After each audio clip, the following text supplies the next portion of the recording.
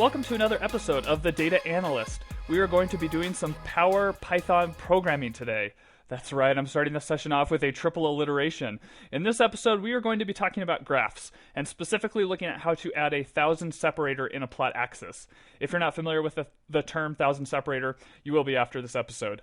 Let's go now to our programmer who's importing some standard libraries. The data frame from pandas is going to make our lives easier when it comes to graphing. It's also a great library, of course, for storing and working with data sets in general. The matplotlib.pyplot is necessary for plotting, but we are going to be focusing on matplotlib.ticker in this session, which is used for formatting our axes. We have some sample data that has gone up. It looks like 4 numerical values followed by an index corresponding with those values. These lists are then being converted to a data frame, and the header is called numbers, which is fitting. PyPlot has the annoying habit of plotting things in reverse order. Therefore, we are going to sort the data frame in descending order. This means that the plot will ultimately be in ascending order.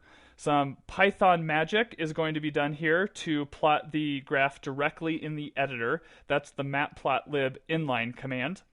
And then we set up the plot with a subplot. This method of creating a subplot AX is going to give us greater control of the graph. I always recommend it over just a simple plot. It does create an extra step or two in the process.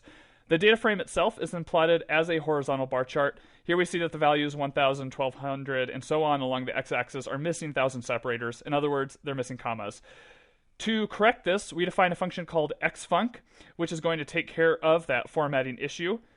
I'm not an expert on formatting strings and can't tell you exactly what's going on here, but it does work. We're going to use this function with the matplotlib.ticker package imported earlier and set up a variable called xformat with it.